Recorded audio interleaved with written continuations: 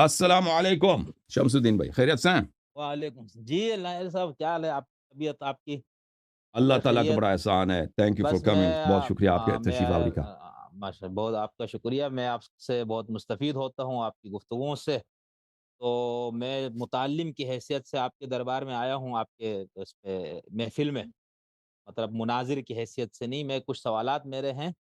میں بیسیکلی بنیادی طور پر تو ہمارا تعلق سنی مسلک سے تھا، ٹھیک جی، ہے؟ پھر صحیح، ہم تشیع کی طرف آئے، جی، اور پھر کچھ عرصہ اس کو پڑھا سمجھا سمجھ کے، یعنی کچھ چیزیں سمجھ کے ہم آئے تھے، تو ادھر پھر مسئلہ ہو گیا، مطلب ہمارے ذہن میں کچھ شکوک و شبہات پیدا ہو گئے۔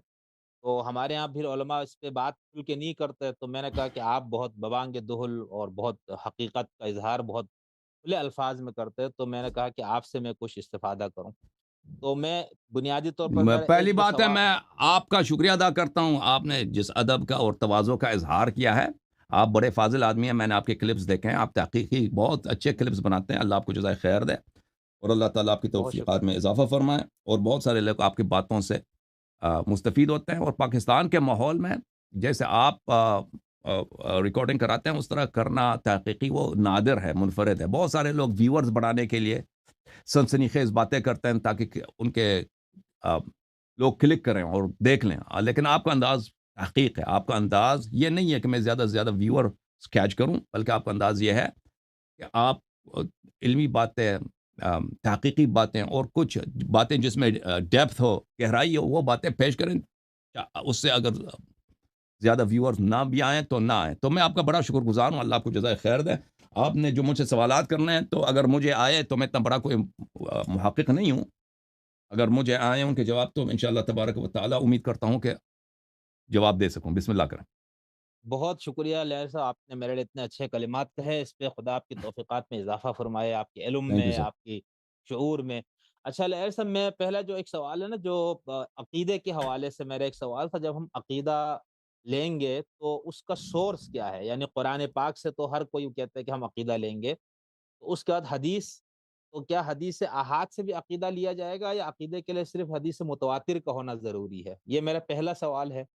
جی، تو عرض یہ ہے کہ دیکھیں، کچھ بنیادی باتیں ہیں جن کی عقل گواہی دے دیتا ہے، یعنی ٹھیک۔ یعنی اگر شخص قرآن و سنت پہ اعتقاد بھی نہیں رکھتا، لیکن اللہ تعالیٰ نے ہر بشر کے آ، باطن میں ایک باطنی نبی، ایک باطنی پیغمبر کو رکھا ہوا ہے جس کا نام عقل ہے، اور اگر کسی کے پاس صحیح۔ عقل نہیں ہے تو وہ اس پہ تکلیف بھی نہیں ہے، اس پہ حساب کتاب بھی نہیں ہے۔ جی۔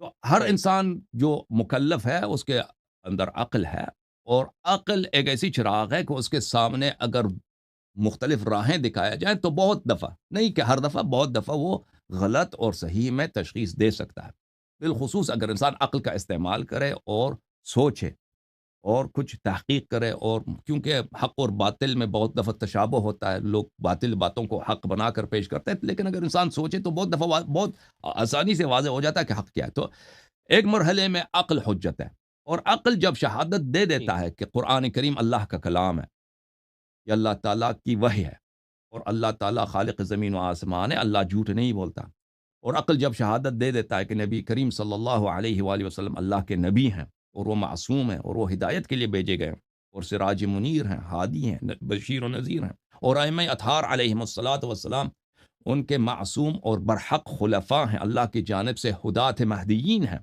ان کو اللہ نے ہدایت کے لیے، تعلیم کے لیے، راہ دکھانے کے لیے اللہ نے تعین فرمایا ہے، تو پھر ان کے سب اقوال و افعال حجت بن جاتے ہیں۔ اب آپ کا سوال یہ ہے کہ قرآن، یہ تو بلا شک قرآن سے عقیدہ لے سکتے ہیں بشرط کہ وہ کسی معاملے میں سری ہو، کسی موضوع میں سری ہو، نص صحیح۔ ہو۔ اگر متشابہ ہے تو ٹھیک۔ لازمی بات ہے، اس کے متعدد معنی ہیں۔ اسی طرح احادیث آ، جو متواتر ہیں، یقینی ہیں، ان سے آپ عقیدہ لے، اس میں تو شک ہی نہیں۔ اب بات آ جاتی ہے اخبار احاد میں، دیکھیں، احاد کا مطلب یہ ہے کہ وہ یقینی نہیں ہے، ٹھیک ہے نا، یقینی نہیں ہے، یقینی نہیں ہے، ٹھیک۔ تو عرض یہ ہے کہ یہ ایک بہت بڑی غلط فہمی ہے کہ یہ احادیث اخبار احاد ہیں۔ اگر کوئی بھی حدیث اس کا وہ ایک سورس سے بھی آ جائے، لیکن اس کے ساتھ ایسے قرائن، ایسے شواہد موجود ہیں کہ یہ واقعاً معصوم کا کلام ہے، چاہے اس کی ایک ہی بھی سند ہو، ٹھیک ہے نا، ایک ہی بھی سند ہو، وہ خبر واحد کے زمرے سے نکل جاتا ہے، وہ یقینی بن جاتا ہے۔ بشرطے کہ صحیح، آپ کے پاس اس کے ساتھ ایسے قرائن ہوں، ایسے شواہد ہوں، یا ایک قرینہ ہو، ایک شاید ایک دلیل کافی ہے کہ وہ ایک ہی اسی حدیث کو وہ یقینی بنا لیتا ہے یا اطمینان کے حد تک پہنچا دیتا ہے، تو وہ صحیح بن جاتا ہے، وہ صحیح اس معنوں میں کہ یہ یقینی بن جاتا ہے، پھر وہ واحد نہیں رہتا۔ تو الحمدللہ رب صحیح، العالمین، شیعہ احادیث اکثر ایسے ہیں کہ وہ اس طرح نہیں ہے کہ ان کے ایک ہی سند ہے، پھر ہمیں پتہ ہی نہیں ہے واقعا پیغمبر یا ائمہ ابرار صلوات اللہ علیہم کے یہ اقوال ہیں یا نہیں ہیں۔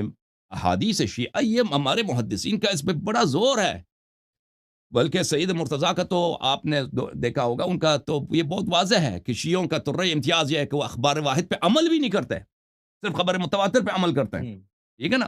جی، وہ ایک چھوٹا آدمی نہیں تھا، اس کو نہیں پتا، وہ اس طرح نہیں تھا کہ اس کو اصطلاحات کا نہیں پتا، اس کو بخوبی پتا ہے کہ متواتر کے اس کو کہتے ہیں، واحد کے اس کو کہتے ہیں، اور وہ عمل کی بات کر رہا ہے، فروعات کی بات کر رہی ہے، اور عقائد تو جی، دور کی بات ہے۔ عقائد کے نہیں، بالکل، ہاں، وہ کیسے اس سے بات کہتا ہے؟ کیونکہ ان کو پتا ہے کہ خبر واحد وہ ہے جس کا ہمیں نہیں معلوم کہ واقعی یہ پیغمبر صلی اللہ علیہ وسلم نے بولا یا نہیں بولا، فلانے نے فلانے سے سنا، فلانے نے فلانے سے، فلانے ہو سکتا ہے بولا، ہو سکتا ہے کچھ اور بولا، الفاظ چینج ہو گئے ہوں، بالکل، بالکل۔ لذا ہم عقیدے میں اور عمل میں وہ چیز جو حجت ہے اللہ کی جانب سے، جو واقعا معصومین علیہ السلام کا فرمان ہے، ہم اس کو لے لیتے ہیں۔ اگر ہمیں پتہ نہیں ہے کہ یہ واقعا نبی صلی اللہ علیہ وسلم کا قول ہے یا نہیں ہے، امام معصوم علیہ السلام کا قول ہے یا نہیں، تو پھر ہم یقین سے کیسے کہہ سکتے ہیں؟ اس کو اپنا دین بنائے، اپنا حجت بنائے، ٹھیک ہے نا؟ ائمہ اطہار علیہم بہت اچھی الصلوۃ بات، والسلام قرآن مجید میں ظن کی کتنی وہ مذمت کرتے ہیں کہ ظن پہ عمل نہ کرو، ان الظن لا یغنی عن الحق شیئا، کہ گمان جو ہے، گمان کی پیروی نہ کرو، گمان جو ہے اکثر آپ کو بے راہ لے کے، آپ کو گمان ہوتا ہے کہ راہ یہ ہے، وہ بے راہ ہوتا ہے، وہ گمراہی ہوتا ہے۔ بہرحال یہ اختصار کے ساتھ آپ کا جواب ہے۔ بہت شکریہ لیاری صاحب۔ اچھا، اس میں مسئلہ لیاری صاحب آپ نے جیسا فرمایا کہ عقل ایک سورس ہے نا، جی جی۔ تو جو ہمارا اخباری مکتب ہے، ان کے ہاں تو عقل سورس نہیں ہے، وہ پھر ہم۔ کیوں اس کا انکار کرتا ہے؟ یہ مجھے نہیں معلوم اخباریوں کا کہ اخباری کیا کہتے ہیں، تو بہرحال میں نے محدثین کے کتب میں جو دیکھا ہے، مثلا مرحوم کلینی رحمۃ اللہ علیہ پورا چیپٹر ہے عقل کی، اور عقل کی جی، تعریف کی، بالکل ہے، ان کا عقیدہ یہی جی، ہے۔ دیکھیں صحیح، محدثین جو ہیں، ایک تو آپ مجتہدین کے کتب میں جب جاتے ہیں، وہ اخبارین کے متعلق بہت کچھ کہتے ہیں کہ اخباریوں کا یہ جی، عقیدہ ہے، اخباریوں کا۔ جب ہم بھی حوزے میں پڑھتے تھے، رسائل پڑھاتے تھے یا کفایہ پڑھتے تھے، تو وہاں پہ بہت کوٹیشن ہوتے تھے کہ اخباری یہ کہتے ہیں، اخباری محدثین یہ کہتے ہیں، تو ہمیں یہی لگتا تھا کہ اخباری کتنے بیوقوف ہیں، اخباری کتنے جاہل ہیں، اتنے واضح باتوں کو وہ کیسے نہیں سمجھتے۔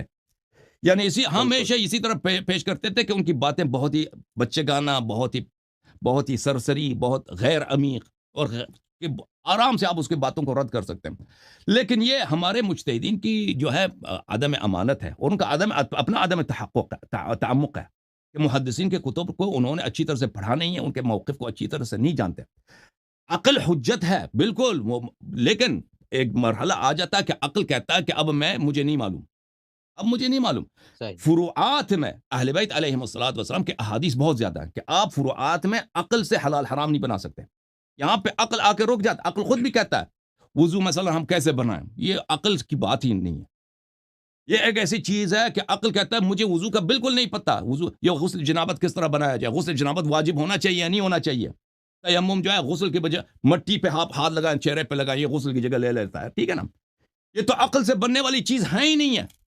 عقل تو کبھی اس وادی میں قدم، عقل خود کہتا ہے کہ بھئی یہاں پر آ کر فروعات میں، شرائع میں، حلال و حرام کے مسائل میں میرے آنکھیں اندھے ہیں، مجھے نہیں آتے نظر، آگے کچھ نہیں نظر نہیں آتا۔ ہاں اگر مجھے کچھ ایسی باتیں صحیح، دکھاؤ نا، ایک حدیث کہتا ہے کہ تم اس طرح سے تیمم بنا دو، دوسرا حدیث کہتا ہے کہ مثلا اس طرح سے تیمم بناؤ، ایک حدیث ضعیف ہے، ایک حدیث صحیح ہے، تو عقل وہاں پہ کہتا ہے کہ بھئی تم صحیح کو لے لو، یہ اس طرح عقل کہہ لیتا ہے، لیکن عقل صحیح، بذات خود حلال و حرام نہیں بنا سکتا۔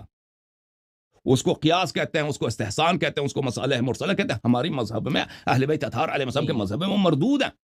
تو محدثین صحیح، عظام جو فرماتے ہیں کہ عقل کو ہم نہیں مانتے، اس طرح نہیں کہتے کہ عقل کو یہ کوئی عاقل اس طرح کہتے، یہ پاگل کی ہاں، بات نہیں، ہے کہ نہیں، ہم عقل کو نہیں مانتے۔ کوئی کہتا ہے بھائی کہ عقل بری چیز ہے؟ نہیں، سورس نہیں مان رہا نا، ہاں دین کا، ہاں، عقیدے کا، عقل، عقل سورس ہے، لیکن جن چیزوں میں سورس ہے، ان چیزوں جی میں حضرت، کہ اگر آپ عقل کے سامنے دو قضیہ رکھ دیں، دو دلیل رکھ دیں، وہ آپ کو جی، بتائے گا کہ جی، یہ صحیح ہے غلط ہے، صحیح، یہ صحیح ہے غلط صحیح، ہے، کچھ شواہد کچھ قرائن رکھ دیں، وہ اس سے استنتاج کر سکتا ہے کہ بھئی اس کون کا کوئی خالق ہوگا. مثلا ہم آیات دیکھتے ہیں، نشانیات دیکھتے ہیں کون میں اللہ تعالیٰ کی عظمت کا، اس میں بھی عقل محتاج ہے انبیاء کی اور وحی کی محتاج ہے. یعنی اگر انبیاء علیہ السلام نہ ہوتے تو عقل اللہ تعالیٰ کے صفات وغیرہ کا نہیں جانتا. یعنی ہم اس طرح ہم یقین سے نہیں کہہ سکتے اگر کوئی نبی نہ ہوتا، کوئی وحیانی ارشاد تعلیم نہ ہوتا کہ کسی بشر کو آپ کسی جزیرے میں رکھ دیں،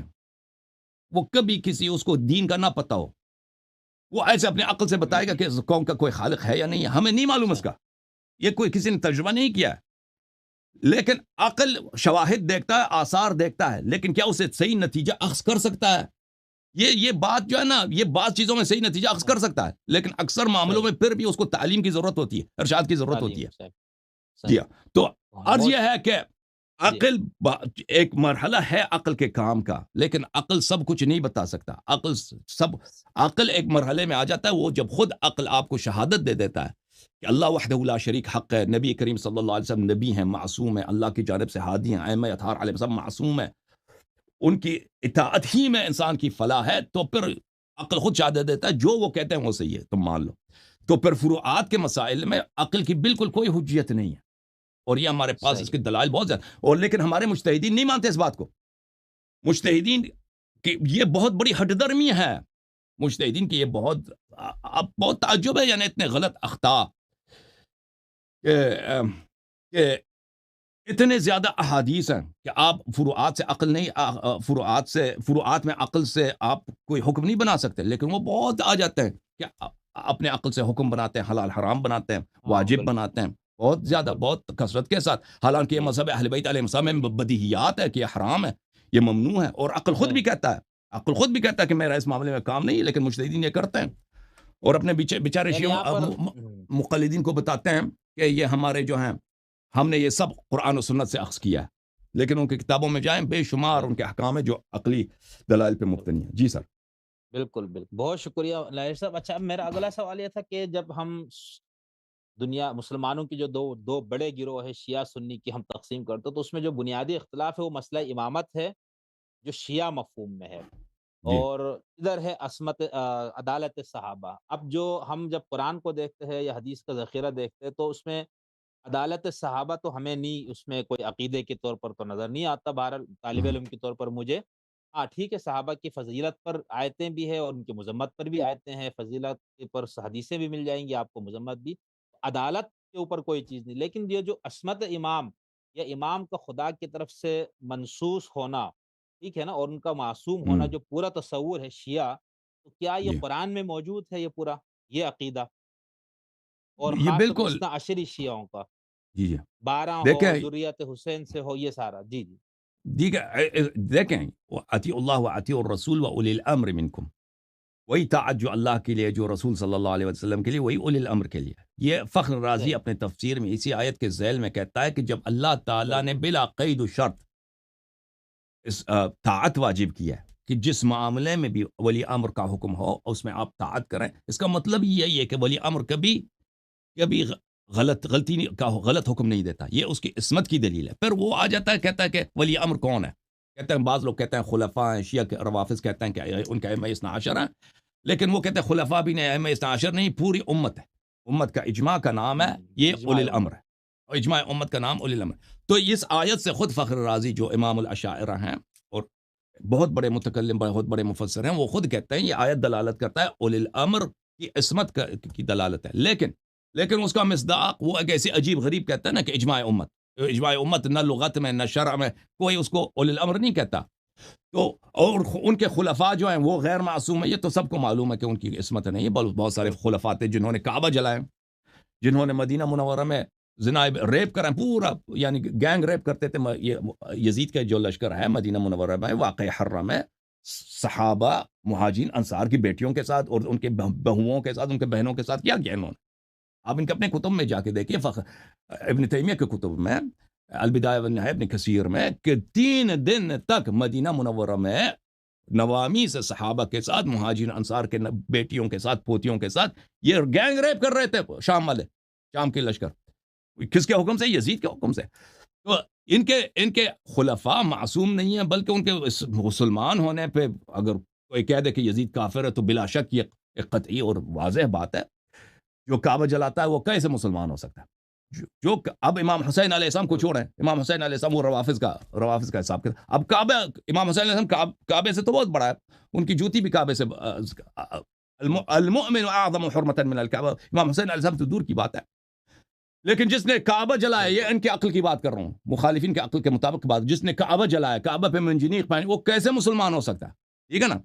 تو ان کے خلفاء غیر معصوم ہیں، وہ تو واضح بات ہے، تو یہ دلالت کر لیتا ہے کہ یہ معصوم ہے۔ اس کے بعد آیہ تطہیر ہے، اور اللہ آپ کا یا ایھا الذین آمنوا اتقوا اللہ وکونوا مع الصادقین، اللہ رب العزت کا ارشاد ہے، آیہ تطہیر عصمت کی دلیل ہے، یا ایھا الذین آمنوا اتقوا اللہ وکونوا مع الصادقین، ہر حالت میں صادقین کے ساتھ رہو، یعنی ان کے ساتھ یہ جس طرح بھی بولیں، جس حالت میں بھی بولیں، قیام میں، قعود میں، امر میں، نہیں میں، ان کے اتباع کریں، یہ عصمت کی دلیل ہے۔ اللہ تعالیٰ اگر آپ کو کہہ دے کہ فلان شخص کی ہر بات ماننا ہے آپ نے، اس کا مطلب یہ ہے کہ وہ کبھی آپ کو گمراہی کی طرف نہیں بلائے گا، گناہ کی طرف حکم نہیں دے گا، یہ عصمت کی دلیل ہے۔ اور اس کے علاوہ بھی ہمارے پاس الحمدللہ رب العالمین قرآن مجید فرقان حمید سے ائمہ ابرار علیہ السلام کے عصمت کے دلائل ہیں۔ جی بسم اللہ۔ تو یہ جو ہم جب اثنا عشری شیعوں کی بات کرتے تو اماموں کی تعداد کا 12 ہونا، 12ویں کے غیبت کبریٰ میں ہونا، اور اس کے ساتھ ساتھ جو ہے ذریت امام حسین علیہ الصلوۃ والسلام سے ہونا، تو یہ سب قرآن سے تو کوئی اس کا تعلق نہیں ہے نا، یا ہے؟ دیکھیں 12ویں کا ہونا، ان عدد الشہور عند اللہ 12 شہرا فی کتاب اللہ، اس آیت کے ذیل میں شہر کس کو بولتے ہیں؟ شہر ایک تو مہینے کو بولتے ہیں، دوسری جی عرب لغت میں شہر وہ عالم جو شہرۂ آفاق ہو، صحیح ہے، شہرۂ آفاق ہو، اس عالم کو بھی شہرۂ آفاق ہو، اس کو بھی کہتے ہیں ان عدد الشہور عند اللہ 12 شہرا فی کتاب اللہ ذالک الدین القیم، یہ دین قیم یہ ہے۔ حالانکہ اسلام سے پہلے بھی جو مہینے جو ہے نا، اسلام نے تو نہیں لائے 12 مہینے، محرم، صفر، ذی الحجہ وغیرہ، یہ تو اسلام سے پہلے موجود تھے، یہ دین قیم تو نہیں، یہ تو کفار کا بھی یہی ہے، مشرکین مکہ کا بھی یہی 12 مہینے تھے۔ ذالک الدین القیم ان عدد الشہور عند اللہ 12 شہرا فی کتاب اللہ، یہ اس میں ہے۔ اللہ آپ کے صحیح، عرض کریں کہ یہ کون سے 12 مشہور افراد ہیں، عالم ہیں جو شہرۂ آفاق ہیں، جن کی عدد اللہ کے علم میں یوم خلق السماوات 12 ہیں، 13 نہیں ہے، 11 نہیں ہے، 14 نہیں ہے، 10 نہیں ہے، نہ زیادہ نہ کم، 12 ہیں۔ صحیح، یہ دیکھیں صحیح، اہل بیت اطہار علیہم الصلوۃ والسلام، جن کا قرآن مجید نے حکم دیا کہ ہم ان کی اتباع کریں، ان کا فرمان بہت، اس آیہ کے ذیل میں احادیث بہت زیادہ ہیں کہ اس سے مراد ائمہ اطہار علیہم السلام ہے، کیونکہ قرآن کا بطن ہے، بطن کا بطن ہے، اور ایک آیہ کے متعدد معنی ہو سکتے ہیں بشرط کہ وہ منصوص ہوں۔ بالکل، یہ اس کے ذی الحجہ، محرم وغیرہ بھی مراد ہے، اس کو ہم منع نہیں کرتے، لیکن دوسرا معنی کہ ائمہ اطہار علیہم السلام صحیح، مراد اور مقصود ہیں، یہ بھی ہیں۔ اور اس کے علاوہ میں آپ کی خدمت میں عرض کروں، دیکھیں قرآن مجید جو ہے فرقان حمید، اس کے متعلق دیکھیں جو مشہور عقیدہ ہے، جو مشہور ہے مسلمانوں میں، چاہے شیعہ ہے چاہے مخالفین میں، وہ یہ ہے کہ قرآن مجید میں سے کوئی آیا کم نہیں ہوا ہے، لیکن وہ یہی ہے، ہم جب کہتے ہیں 12 امام قرآن میں دکھائے نا، ان کے نام یہ ذریہ امام حسین علیہ السلام میں سے ہیں، تو یہ دیکھنا ہے ہم نے کہ مشہور عقیدہ یہ ہے کہ اس کی وہ کچھ آیا، اس میں کمی نہیں آئی ہے، لیکن اس کے دلیل کیا ہے؟ دلیل اس کا کچھ بھی نہیں ہے۔ اس کو جو دلیل کے ہاں، طور پہ پیش کیا جاتا ہے نا، وہ صرف ایک ہی آیا ہے، انا نحن نزلنا الذکر وانا له لحافظون۔ شیعہ نقطۂ نظر سے تو یہ تو بالکل واضح ہے کہ یہاں سے ذکر سے مراد قرآن مجید ہو، یہ کوئی ایسی کوئی دلیل نہیں ہے ہمارے پاس۔ ذکر سے مراد امیر المؤمنین علیہ السلام ہے، وہ حدیث منصوص ہے کہ ذکر سے مراد امیر المؤمنین علیہ الصلوۃ والسلام ہے، ذکر سے مراد قرآن ہے۔ دیکھیں یہ ذکر سے مراد کہ حتماً قرآن مراد ہو، یہ کوئی متعین چیز نہیں ہے، ہو سکتا ہے قرآن ہو سکتا ہے غیر قرآن، اس کے لیے دلیل کی ضرورت ہے۔ اچھا آپ کیوں کہتے ہیں اس سے مراد قرآن ہے؟ اس سے مراد کسی کے پاس کوئی دلیل نہیں ہے، صرف سوائے اس کے انا انزلنا کا لفظ ہے۔ جماعت مخالفین جو کہتے ہیں کہ یہ، اور ہمارے بھی کچھ مفسرین جو کہتے ہیں صرف نزلنا تنزیل کی وجہ سے، لیکن تنزیل تو رسول پاک صلی اللہ علیہ وسلم کے بارے میں بھی نازل ہوا ہے، تنزیل بلے انا ارسلنا الیکم رسولا ذکرا، رسول صلی اللہ علیہ وسلم کو ذکر کہا گیا، اور اہل بیت علیہ السلام نے فرمایا کہ ہم ذکر رسول اللہ صلی اللہ علیہ وسلم ہیں، اور ہم آل ذکر ہیں، ہم اہل بیت علیہ السلام۔ صحیح، صحیح، فاسألوا اہل الذکر ان کنتم لا تعلمون، اہل بالکل ہم الذکر لاتے ہیں، یعنی اہل الرسول صلی اللہ علیہ وسلم۔ چلو۔ دلیل کوئی نہیں یہاں پر. یہاں اس آیت کے ذیل میں جماعت مخالفین کے اپنے مفسرین نے فرمایا کہ یہ ہو سکتا ہے اس آیت کا مطلب یہ ہو کہ ہم نے نبوت نازل کی ہے اور ہم رسول صلی اللہ علیہ وسلم کی حفاظت کرتے ہیں. یعنی ذکر سے مراد نبوت ہو اور رسول جس کی محافظت کرنا ہے وہ رسول صلی اللہ علیہ وسلم. یا اس سے مراد یہ ہو کہ ہم نے قرآن نازل کیا اور ہم رسول صلی اللہ علیہ وسلم کی حفاظت رسول کی محافظت کریں گے. ٹھیک ہے نا. بہرحال اس کے علاوہ کوئی حدیث ہو نبی صلی اللہ علیہ وسلم کی یا کوئی حدیث ہو صحابہ کی, کوئی فرمان ہو خلفائے راشدین کی, صحابہ کی, کہ قرآن میں کمی کسی کے پاس کسی کا شہادت نہیں ہے, بلکہ بے اندازہ دلائل موجود ہیں صحیح روایات کے ساتھ, عائشہ سے, عمر بن الخطاب سے, عبداللہ ابن مسعود سے, ابی ابن کعب سے, بہت بڑے بڑے صحابہ سے کہ یہ اس قرآن میں آیات کھو گئے ہیں, اس میں آیات کی کمی ہے, آیات ناقص ہے. اور یہ کہ جب عثمان نے ایک نسخہ لکھا قرآن کا اور اس نے اس کو سب شہروں میں پھیلا دیے, تو اس زمانے میں بہت بڑے بڑے صحابہ نے اس کی بہت شدید مخالفت کی ہے. ٹھیک ہے نا. اور اہل بیت اطہار علیہ السلام نے تو کبھی تعین نہیں کیا, تائید نہیں کیا کہ قرآن میں کمی پیش نہیں آئی ہے. اہل بیت علیہ السلام کو ہمیشہ یہ موقف رہا ہے کہ قرآن کے آیات میں جان بوجھ کر کیونکہ یہ قرآن موجود قرآن جس نے جمع کیا وہ وہی لوگ ہیں جنہوں نے خلافت غصب کیا, جنہوں نے جو اہل بیت علیہ السلام کی دشمنی کے پلیٹ فارم پر, دشمنی کے مبنا پر انہوں نے خلافت غصب کیا ہے. اور ان کا ایجنڈا یہ, ان کا ایک ہی, پوری دنیا میں ان کا کوئی مخالف نہیں تھا خلفاء کا, ابو بکر کا, عمر کا, عثمان کا, پوری دنیا میں یعنی ایسے ان کے خلافت کو الٹ سکے کوئی نہیں تھا. یعنی اگر آپ دیکھیں روم والوں کا, ایران والوں کا اتنا پاور نہیں تھا کہ ان کو وہ کیا کریں, ان کا تختہ الٹ سکے. عالم اسلام میں بھی ان کا کوئی چیلنج نہیں تھا, صرف ایک ایز میں اختلاف تھا ان کا, اور وہ ہے بیت علی علیہ السلام, بیت اہل بیت علیہ السلام, بیت الامام والعصمہ علیہ السلام, کہ ان کو بھی پتہ ہے بخوبی کہ اگر مسلمان ان کے حق کو جان لے تو وہ ہمیں نہیں مانیں گے. اب یہی ہے, جب مسلمانوں کو پتہ چل جاتا ہے کہ اہل بیت علیہ السلام کون ہے, پھر وہ خلفاء کا اتباع نہیں کرتے. جیسے آپ خود اس کی مثال ہے, آپ غیر شیعہ تھے, آپ شیعہ ہو گئے. تو اس زمانے میں بھی ابو بکر عمر کو بخوبی پتہ تھا, عثمان کو بخوبی پتہ تھا کہ اگر یہ لوگ جو مسلمان ہو رہے ہیں بڑی بڑی تعداد میں, فتوحات ہو رہا ہے, ایران, مصر, شام, یہ نئے ملینز کے حساب سے جو لوگ مسلمان, اگر ان کو پتہ چلے جائے کہ اہل بیت علیہ السلام کون ہے, خلافت کا حقیقی وارث کون ہے, اطاعت کے حقیقی اقدار کون ہے, ابو بکر عمر کی تو ان کی تو حکومت اسی دن اس کا تختہ الٹ جائے گا. تو ان کو بخوبی پتہ, یعنی اپوزیشن ان کا کوئی نہیں تھا پوری دنیا میں.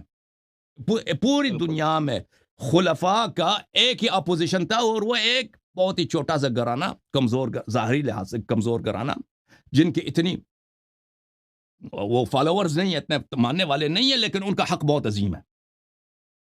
اگر ان کا حق لوگوں کو پتہ چل جائے تو ان کی سیاسی طاقت بے نہایت ہو جائے گی, کسی کو پھر ان کو روکنے والا کوئی نہیں ہوگا. تو یہ جو ہے یہ لازمی بات ہے, یہ سیاست دان تھے, یہ اپنے منافع کو بخوبی جانتے تھے, تو انہوں نے قرآن جمع کیا ہے اور وہی قرآن ہمارے پاس آج ہے. ٹھیک ہے نا. تو جب جماعت مخالفین سے ہم ڈیمانڈ کرتے ہیں کہ تم قرآن کے کمپلیٹ ہونے پہ دلیل لاؤ, ان کے پاس کچھ بھی نہیں ہے. ہمارے پاس کہ ان کے اپنے کتب سے کہ یہ قرآن ناقص ہے, ان کے اپنے کتب سے دلائل بے شمار ہیں. تو اہل بیت علیہ السلام نے کبھی تسلیم نہیں کیا کہ یہ قرآن کامل ہے. اہل بیت علیہ السلام کے احادیث اس مسئلے میں بہت زیادہ ہیں. قرآن میں کمی کی گئی ہے. کہاں پہ کمی کی گئی؟ 2 مقامات پر. وہاں اس مقامات پر جہاں پہ اہل بیت علیہ السلام کے فضائل اور ان کے مقامات اور ان کے اسماء مبارکہ تھے, صحیح, ان کو ان لوگوں نے حذف کر دیا. اور وہ دوسرا مقام وہ ہے کہ جہاں پر صحابہ کی شدید مذمت تھی, صحابہ کی نام کے ساتھ, ان کی نشانی کے ساتھ کہ فلان نے یہ کیا ہے, یہ اس کے ان کے نفاق کی دلیل ہے, ان کی جہنمی ہونے کے دلائل تھے واضح جو تھے, ان لوگوں نے ان کو حذف کر دیا. ٹھیک ہے نا. اپنی سیاسی مصلحت اور منفعت کے لیے. اور جو لوگ دیکھیں رسول اللہ صلی اللہ علیہ وسلم کے مرض الموت پر ان کے سامنے ان کو کہہ سکتے ان الرجل لا یحجر, یہ شخص ہذیان کہہ رہا ہے, تو وہ اگر قرآن کی کچھ آیات کو چھپا دیں تو اس میں کیا تعجب ہے. ٹھیک ہے نا. عرض یہ ہے تو قرآن کے متعلق جو قرآن کے متعلق ایک جو اساسی بات ہونی چاہیے وہ یہ ہے کہ پہلی بات یہ ہے کہ ہم جماعت مخالفین سے ڈیمانڈ کرتے ہیں کہ بھئی تم دلیل تو لے کے آؤ نا, کہ تم نے دنیا کو بر دی ہے اس نعرے سے کہ قرآن میں کمی نہیں ہے, قرآن کامل ہے. اس کے دلیل کہاں ہے؟ دلیل کچھ بھی نہیں ہے سوائے نعرے کے, سوائے اسی ادعا کو کی تکرار کے. جی لیکن اللہ ایسا ابھی تو تمام علماء بھی شیعہ بھی یہی مان رہے کہ تحریف نہیں ہے، اور جو تحریف سب نہیں مانتے کہتے، ہیں وہ شیعہ نہیں سب ہے۔ نہیں کہتے، سب ابھی نہیں نہیں، کہتے۔ ابھی جو تمام آپ کے ہوں۔ جو اصولی علماء، یہ جتنے بڑے بڑے مراجع کا نام آتا ہے، سب مانتے ہیں کہ میں تحریف نہیں نہیں میں نہیں ہوئی۔ سمجھتا، میں نہیں سمجھتا، اچھا، بہت سارے خاموش ہیں اس اچھا، مسئلے پر۔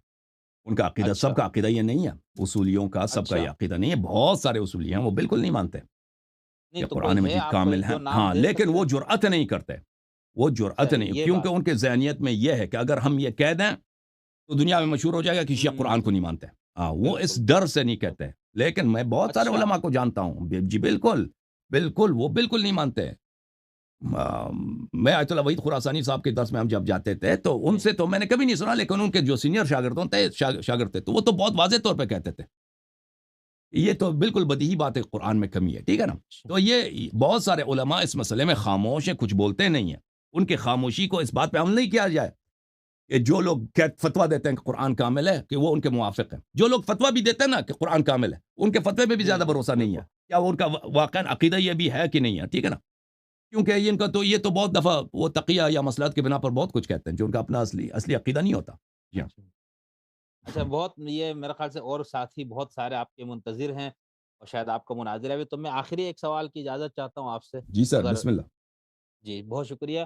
اچھا لہری صاحب، اگر مسئلہ امامت اس قدر واضح تھا، یعنی قرآن پاک کی آپ نے بہت ساری آیتیں بھی پیش کی، اور اس میں آپ نے کہا کہ کمی بھی ہو گئی ان آیتوں میں، تو پھر احادیث بھی ہے، ظاہر سی بات ہے اس میں تو بہت ہے، شیعہ سنی دونوں مصادر میں، اور شیعہ مصادر میں تو بہت ساری، تو یہ مسئلہ اس قدر، ایک تو یہ عقلی بھی ہے نا مسئلہ امامت، نبوت اور جی جی۔ معاد کی طرح، تو اگر یہ عقلی بھی ہے، قرآن سے بھی دلیل ہے، احادیث بھی، تو پھر خود شیعہ فرقوں میں، اور خاص طور پر حضرت امام زین العابدین علیہ الصلوۃ والسلام کا ہر امام کے امامت پر خود شیعوں میں اتنا اختلاف کیوں ہوا کہ اتنے فرقے بن گئے؟ اور ابھی بھی زیدیہ کو آپ دیکھ لیں، اسماعیلیہ کو دیکھ لیں، اثنا عشری، تو یہ اتنا واضح بدیہی سی بات تھی، تو پھر تو یہ تو نہیں ہونا چاہیے تھا نا، اس تو کی کیا دیکھیں، وجہ ہے؟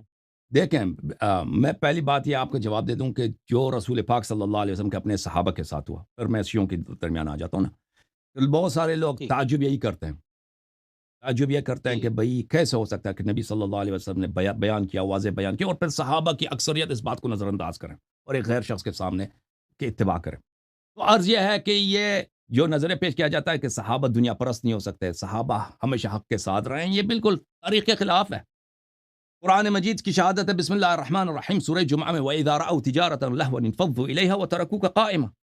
نبی کریم صلی اللہ علیہ وسلم خطبہ دے رہے ہیں، تقریر کر رہے ہیں، وَإِذَا رَأَوْا، ان صحابہ کو پتہ چل جاتا ہے کہ مسجد کے باہر کوئی شخص آیا، سوداگر، کوئی آئینہ ہوں، وغیرہ بیچتا ہے، یا او لہون، یا کوئی شخص آیا، اس نے کیا کیا، وہ کوئی ڈانس کر کھیل رہا ہے، کود، کوئی گیت گاتا ہے، ٹھیک ہے نا؟ نبی صلی اللہ علیہ وسلم کو اکیلے کڑے وہ تقریر کرتے ہوئے چھوڑتے ہیں، خود دوڑتے ہیں، دوڑ کے جاتے ہیں، دوڑ کے جاتے ہیں۔ تو جو لوگ نبی وَتَرَكُوكَ صلی اللہ علیہ وسلم قَائِمًا، کے اتنے، ہاں، وہ ترکو کا قائم، نبی صلی اللہ علیہ وسلم کی اتنی عزت نہیں کرتے، تو اگر وہ بعد میں نبی صلی اللہ علیہ وسلم کے بعد وہ دنیا کی طرف راغب ہو جائیں، اور ان کے سامنے کیا ہے، ایک خلافت عظیم ہے، جو ایران کی خلافت، یا یہ تو عرب جو تھا نا، یہ تو ان کے پاس تو کچھ بھی نہیں تھا کھانے کو بھی، ان کے پاس یہ تو بہت فقیر، یہ بہت غیر مہذب لوگ تھے۔ اب ان کے سامنے لالچ ہے کس کی، ایک امپائر کی، جو شام کی امپائر کو بھی شکست دے گی اور ایران کو بھی شکست دے گی، ایسے امپائر کی طرف اگر یہ راغب ہو جائیں، اور وہاں سے لونڈیاں آ جائیں گی ہزاروں کے تعداد میں، روم سے، ایران سے، مصر سے، سونے کے قطار آ جائیں گے بھائی، سونے کے جو کاروان پہ کاروان آ جائیں گے، اتنے مال غنیمت ہے، تو یہ ان کی طرف راغب ہو جائے تو اس کی میں تعجب کی کون سی بات ہے؟ یہی وہ لوگ ہیں جو رسول پاک صلی اللہ علیہ وسلم کے بستر موت پہ ان کو گالی دی ہے صحابہ نے، اور فرمایا ہے کہ وہ یحجر، یہ صحاب بخاری میں کئی مقامات پر ہیں، تو یہ کیسے دنیا کی طرف راغب نہیں ہو سکتے؟ اب آتے ہیں شیعوں کی طرف، دیکھیں شیعہ میں یہ ہے میں نے میرے محترم، وہ جی صحابہ سر کا، میں بولیں۔ نے اسی لیے آپ کو اصحاب کا نہیں بولا تھا، کیونکہ وہ جواب مجھے آپ نے یعنی ایک یہ معلوم تھا، تو اس لیے جی میں نے جی سر۔ اصحاب کا ذکر نہیں کیا تھا، لیکن اب آپ وہ شیعوں کو بتائیں۔ اب میں آپ کو بتاتا ہوں، دیکھیں شیعوں کے ائمہ اطہار علیہ الصلوۃ والسلام کے جو اولاد ہیں، ان میں تو ہمارا عقیدہ تو نہیں کہ وہ معصوم ہے، یہ کوئی شیعہ عقیدہ نہیں کہ وہ غلطی نہیں کر سکتے۔ صحیح، حضرت نوح صحیح، علیہ السلام کا بالکل، بیٹا تھا، ان کے صلب سے تھا، وہ کافر ہو گیا۔ ابو لہب جو تھے نبی صلی بالکل، اللہ علیہ وسلم کے چچا تھے، وہ کافر تھے، ٹھیک ہے نا؟ بالکل، ائمہ اطہار علیہ السلام کے فرزندوں میں سے جنہوں نے امامت کا ادعا کیا، کسی نے ان میں سے منصوص ہونے کا ادعا نہیں کیا، یا معصوم ہونے کا ادعا نہیں کیا، ٹھیک ہے نا؟ جن لوگوں نے امامت کا ادعا کیا ہے انہوں نے یہ ان کے سامنے دیکھیں، ایک زمانے میں بنی امیہ کی دولت تھی، بنی امیہ کی خلافت تھی جو بہت ہی ظالم ہے، بہت ہی آپ کی خدمت میں کیا عرض کریں، بالکل بہت ہی خونریز حکومت ہے جو بالکل بنی ہاشم پہ رحم نہیں کرتی ہے، ان کے اشیوں پہ جو بھی ان سے محبت کرتا ہے بنی ہاشم سے ان کو قتل کر دیتا ہے۔ سنہ 100 ہجری، سنہ 100 ہجری کے لگ بھگ بنی عباس نے اپنے تحریک کا آغاز کیا۔ بنی عبداللہ ابن عباس کا ایک پوتا تھا ابراہیم الامام، وہ اس تحریک کا لیڈر تھا، اور وہ بھی اہل بیت علیہ السلام کی محبت میں، یعنی اس زمانے میں بنی عباس بھی اپنے آپ کو اہل بیت کہتے تھے، یعنی عام جو مسلمان تھے مثلا خراسان میں ایرانی تھے یا افغانستان میں یہ لوگ یا مرو میں یہ لوگ وہاں پہ یہ لوگ جاتے تھے نا اپنے وہ لشکر جمع کرنے کے لیے، اپنے فالوور جمع کرنے کے لیے، اتباع جمع کرنے کے لیے، ان کو تو کیا معلوم ہے، وہ تو بیچارے بھی مسلمان ہوئے، ابھی ان کو کیا معلوم کہ مدینہ میں واقع حقیقی معصوم مطہر آل کسا اہل بیت کون ہے اور غیر آل کسا کون ہے۔ اور یہ بھی نہیں کہتے تھے کہ بنی عباس کے ہم خلیفہ ہوں گے، وہ کہتے تھے کہ جس پہ رضا من آل محمد علیہ الصلوۃ والسلام کا جو بھی ان میں حقیقی وارث ہوگا ہم اس کو خلیفہ بنائیں گے، وہ امام ہوگا تم ہماری سپورٹ کرو۔ اور وہ وہاں پہ جا کے اہل بیت علیہ السلام کی جان میں جو صحیح احادیث ہے تم ان کی اتباع کرو، وہ پاک ہے مطہر ہیں، وہ بیان کرتے تھے اور کہتے تھے کہ میں دیکھو میں نبی صلی اللہ علیہ وسلم کے چچا کا بیٹا ہوں یا چچا کے بیٹے کا پوتا ہوں۔ تو اس طرح بنی عباس نے اپنے لیے اتباع جمع کی اور بہت سارے لوگوں نے ان کے ساتھ بیعت کی سنہ 100 ہجری، اور کئی دفعہ یہ لشکر لے کے آئے، اس طرح نہیں کہ پہلی لشکر میں یہ کامیاب ہو گئے، ان کی وہاں پہ جو ہے آہستہ آہستہ کچھ اتباع بن گئے، تو یہ آہستہ آہستہ یہ حملے کرتے تھے خراسان میں، وہاں کے جو مقامی جو ان کے گورنر ہوتے تھے بنی امیہ کے، کبھی شکست دیتے تھے کبھی شکست کھاتے تھے، آہستہ آہستہ ان کی اتباع اتنی بڑھ گئی، اس وجہ سے سب اسی وجہ سے کہ انہوں نے کیا کیا، لوگوں کو اپنی طرف بلایا، لوگوں کو تلوار کی طرف، جہاد کی طرف، قیام کی طرف بلایا ان لوگوں نے، بنی عباس نے، کہ تم ہمارا سپورٹ کرو۔ ہم جو ہے یہ بنی امیہ لوگ بھی بنی امیہ کے ظلم کو دیکھتے تھے، تنگ آ جاتے تھے، وہ خلفاء کے ظلم، ان کے زناکاری، شراب وغیرہ پیتے تھے، ان کے جو گورنر تھے وہ بھی اسی طرح تھے، زناکار، شراب خور، حرام خور، لوگوں پہ ظلم کرو، تو لوگ تو تنگ آ گئے تھے ان سے، یہ ان لوگوں کو تو چاہیے تھا کہ ایسا ہمیں سرپناہ مل جائے، ایسا لیڈر مل جائے جو ہمیں ان کے ظلم سے نجات دے، تو یہ ایک بہت بڑی لشکر لے کے آیا سنہ 120 کے بعد، 125 کے بعد، کہاں کی طرف؟ عراق کی طرف، عراق میں بنی امیہ کو شکست دی، پھر شام کو بھی انہوں نے فتح کیا، بالکل ان کے خلیفے کو قتل کیا، بالکل ان کو پیروزی حاصل ہو۔ تو ائمہ اطہار علیہ الصلوۃ والسلام کے جو اولاد تھے انہوں نے اپنے سامنے دیکھا کہ دیکھو حق تو ہمارا تھا، اور بنی عباس نے کیا کیا، بنی عباس نے بیعت کیا تھا، بنی عباس نے زید سے بیعت کیا تھا، اور زید کے بیٹوں سے انہوں نے بیعت کیا تھا، اور زید کے بعد جو ان کا جو وارث تھا امام حسن مجتبی علیہ السلام کے اولاد میں سے ایک شخص تھا محمد ابن عبداللہ ابن الحسن، جس کو نفس زکیہ بولتے ہیں جماعت عمریہ، اس کے ساتھ انہوں نے بیعت کیا تھا کہ ہم لشکر لے کے آئیں گے، خلیفہ آپ ہیں، امام آپ ہیں، لیکن جو ان کو حکومت مل گئی تو انہوں نے سب سے پہلا جو کام کیا کہ انہی جن لوگوں کے ساتھ انہوں نے بیعت کیا تھا انہی کو قتل کرنا شروع کر دیا، امام حسن علیہ السلام کے اولاد کو، اور جو بھی بنی ہاشم میں سے اور بنی اولاد علی علیہ السلام میں سے جو خلافت کے مدعی تھے ان کو قتل کرنا شروع کیا، ان کے سپورٹرز۔ تو ائمہ اطہار علیہ السلام کے اولاد اپنے آنکھوں پہ انہوں نے دیکھا کہ کچھ لوگوں نے تحریک چلائی ہے، ان کا حق بھی نہیں بنتا تھا، ان کے اب اتنی شاندار حکومت بن گئی ہے دنیا میں، بنی عباس کا جو امپائر ہے شمال افریقہ سے لے کر سمرقند تک، اور سمرقند سے آگے تک، وہاں سے انڈیا تک، یہ سب ان کے لشکر میں ہے، یہ تو ہمارا حق بنتا ہے۔ تو دیکھیں اگر ان میں سے کچھ افراد راغب، اور لوگ بھی عزت کرتے ہیں اہل بیت علیہ السلام کی، مدینے کے لوگ، عراق کے لوگ یہ تو جانتے ہیں کیونکہ دیکھیں خراسان کے لوگ یا مصر کے لوگ اگر نہیں جانتے کہ اولاد علی علیہ السلام کون ہیں، لیکن عراق کے لوگ تو جانتے ہیں نا، مدینے کے لوگ تو جانتے ہیں، یہ تو وہیں کے رہنے والے ہیں، تو یہ لوگ بہت عزت کرتے تھے اگر کوئی شخص امام حسین علیہ السلام کے اولاد میں سے ہے، یا امام جعفر صادق علیہ السلام کے اولاد میں سے ہے، یا حضرت امام کاظم علیہ السلام کے اولاد میں سے، اس کی بڑی عزت ہوتی تھی، بہت احترام ہوتا تھا ان کے آباء طاہرین کی وجہ سے، حالانکہ اس کا کردار اپنا اتنا اچھا ہو یا نہ ہو، لوگ بہت عزت کرتے تھے، شیعہ اور غیر شیعہ، یعنی یہ نہیں صرف روافظ، سب مسلمان عزت۔ اور جب یہ لوگ کہتے تھے نا کہ آؤ ہمارے ساتھ بیعت کرو، ہم تو آل رسول ہیں، رسول اللہ صلی اللہ علیہ وسلم کی حدیث ہے کہ تم اہل بیت کی سپورٹ کرو، اہل بیت سے محبت کرو، اہل بیت کے لیے جان فدا کرو، ان کی اطاعت کرو. تو بہت سارے لوگ آ کے ان کے ساتھ بیعت کرتے تھے. تو عرض یہ ہے میرے بھائی میرے عزیز کہ یہ جن لوگوں نے امامت کا ادعا کیا ہے انہوں نے کبھی کسی ان میں سے اس بات کا ادعا نہیں کیا کہ ہم منصوص ہیں اچھا یا ہم معصوم ہیں. ادعا نہیں کیا، صرف اس بات کا ادعا کیا وہ لوگوں نے کہ امام وہ ہے جو تلوار اٹھائے. تلوار اسماعیلیہ یعنی اکثر زیدی تھے نا، زیدی اسماعیلیوں کی اسماعیلی تو اسماعیلیت تو بعد میں آ گئے نا، ائمہ اطہار علیہ السلام کے زمانے کے بعد کی بات ہے. ان کی حکومت تو بہت بعد میں بنی ہے. جو امام جعفر صادق علیہ السلام یا امام باقر علیہ السلام، امام کاظم، امام رضا علیہ السلام کے زمانے میں اسماعیلیوں کی تو کوئی تحریک نہیں تھی نا سیاسی.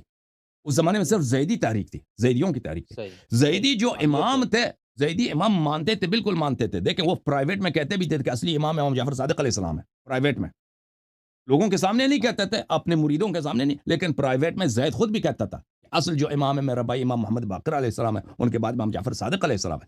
لیکن اپنے مریدوں کے سامنے وہ پھر ان کچھ اور باتیں کہتے تھے نا. وہ زیدی امام جو تھے مریدوں کے سامنے وہ یہ کہتے تھے کہ جو تلوار اٹھائے وہ امام ہے، جو جہاد کرے، جو قیام کرے. اور شرط یہ بھی ہے کہ علوی و فاطمی ہو، وہ امام ہے. صحیح ٹھیک ہے نا. تو اس طرح انہوں نے اپنا ایک مسلک بنا. اور اس کی وجہ اس کی وجہ کیا ہے، اس کی دلیل کیا ہے، وہ کیوں اس طرح کر گئے وہ لوگ؟ حب دنیا.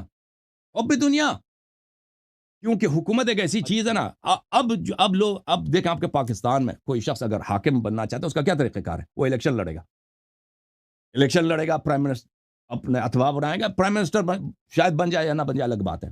طریقہ کار یہی ہے. یا فوج میں آپ بہت بڑا جنرل بن جائیں، فوج کے تھرو آپ اگر وہاں حاکم پاکستان بن سکیں. تو اس کے دو طریقے ہیں اور طریقہ کار نہیں ہے. اس زمانے میں طریقہ کار یہی تھا. اس زمانے میں الیکشن وغیرہ تو تھا نہیں. اس زمانے میں یہی تھا کہ آپ کچھ ایک سپاہ بنا دیں، ایک چھوٹا سا لشکر بنا دیں، ایک شہر پہ قبضہ کریں، پھر اگلے شہر پہ، پھر اگلے شہر پہ، پھر اگلے شہر پہ قبضہ کریں، آپ کی حکومت بن جائے. اور جو اصلی خلیفہ ہے، جو خلیفہ ہے مثلا شام میں یا بغداد میں، اس کو عسکری طور پر شکست دے دیں، اس کا سر قلم کر دیں، تو آپ خلیفہ بن جاتے ہیں.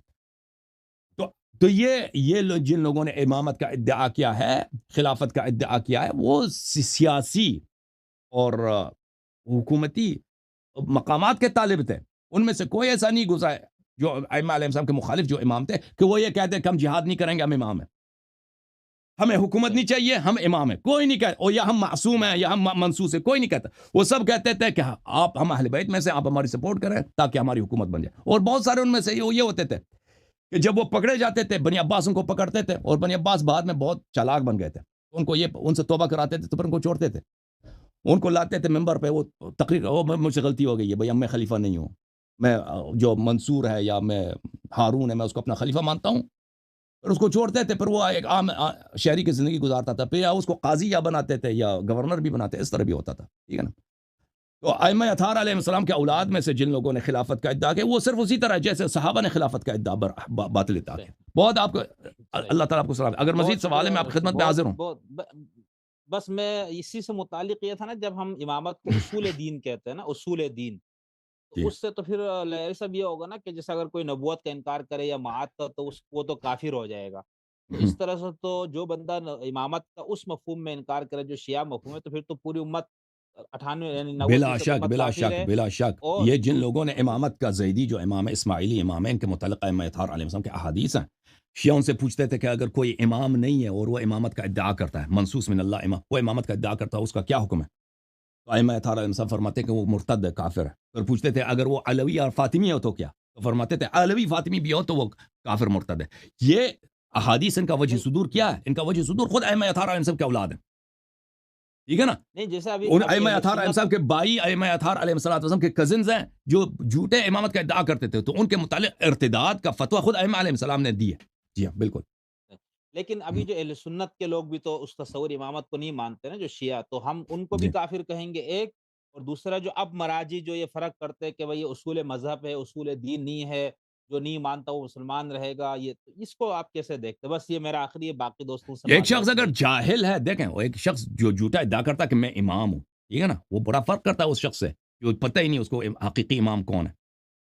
ایک عام جو مسلمان ہے پنجاب میں فرض کریں، وہ اس نے شیعوں کا نام سنا ہے، اس نے صحیح، ابو بکر عمر کا بھی بہت سارے مدح اور تعریفیں سنی ہیں، تو اس کو پتہ نہیں چلتا، اس کو پتہ نہیں چلتا کہ حق کس کے ساتھ ہے، ٹھیک ہے نا؟ یہ شخص ائمہ اطہار علیہ السلام نے ایسے شخص کے متعلق فرمایا کہ اگر ایسا شخص ہماری دشمنوں سے دوستی نہیں کرتا اور ہم سے دشمنی نہیں کرتا اور یہ جتنا حلال ہو سکتا ہے حلال حرام پہ عمل کرتا ہے تو اس کی نجات کی امید ہے، یہ مسلمان ہے اور اس کی صحیح، اور اکثر امیر المؤمنین صاحب کا حدیث ہے کہ یہ اکثر مسلمان میں بھی ایسا ہے، ٹھیک ہے نا؟ اکثر مسلمانوں کے اس زمانے میں بھی یہی تھے، اب بھی یہی ہے، اکثر مسلمان ایسے ہی، لیکن اگر ایک شخص کو حق کا پتہ ہے، اس کو پتہ ہے کہ بھئی شیخین جو تھے انہوں نے غصب کیا خلافت، ان کو پتہ ہے کہ برحق جو امام ہے اہل بیت علیہم السلام، اس کے باوجود وہ انکار کرتا ہے، تو وہ جاہد ہے، وہ منکر ہے، اس کے عدم اسلام پہ کوئی شک ہی نہیں ہے، لیکن ایک شخص ہے اس طرح اکثر جو مسلمان ہیں ان کو پتہ نہیں ہوتا، وہ بیچارے متحیر ہوتے ہیں، توجہ تو بھی نہیں آپ دیتے، اسی بنیاد تحقیق پہ نہیں کرتے۔ کہتے ہیں نا، جی، آپ اسی بنیاد پہ شیخین کی تکفیر کی جو آپ بات کرتے ہیں نا، ان کا ایمان ثابت کرو، وہ یہ تو اسی بہت زیادہ بنیاد ہے، پہ وہ بالکل امامت یعنی کا ایک ادعا انہوں نے ایک باطل وجہ یہ کیا ہے، ہے رسول اللہ صلی اللہ علیہ وسلم کی جو بے عزتی کی ہے، صحیح، ٹھیک ہے نا، بار بار، اور دین میں جو بدعتیں داخل کی ہیں، کم تو نہیں ان کے اہل بیت علیہ السلام پہ ظلم کیا، گھر جلایا، دیکھیں گھر جلایا اہل بیت علیہ السلام کا، امیر المومنین کی توہین کی، یہ پھر ان میں سے جو انہوں نے تلوار اٹھایا اہل بیت علیہ السلام کے خلاف، لشکر لے کے آئے ہیں جمل میں، صفین میں، تو وہ یہ جو ہے کفر کے دلائل ایک دو تو نہیں، متعدد ہیں۔ چلے بہت شکریہ اللہ صاحب، اللہ تعالیٰ آپ اللہ کے آپ کو علم میں عزت دے، اضافہ تھینک یو سر، فرمائے، ہم بہت انشاءاللہ دوبارہ آپ سے استفادہ کرنے کے لیے حاضر ہوں گے حتمان کسی حتمان دن، ہمیشہ تشریف لائیے ٹھیک، انشاءاللہ، بہت مہربانی، بہت اللہ آپ کو شکریہ، عزت بہت دے، شکریہ، thank you sir, thank thank you, you, thank thank you, you, بہت شکریہ، مہربانی، بہت مہربانی، میں دعا گو ہوں اپنے بھائی جناب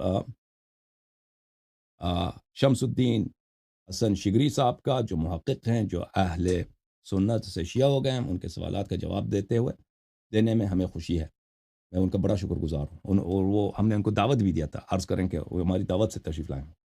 اچھا، میں نے آپریٹر صاحب سے کہا تھا کہ ان کو لے کے آئیں۔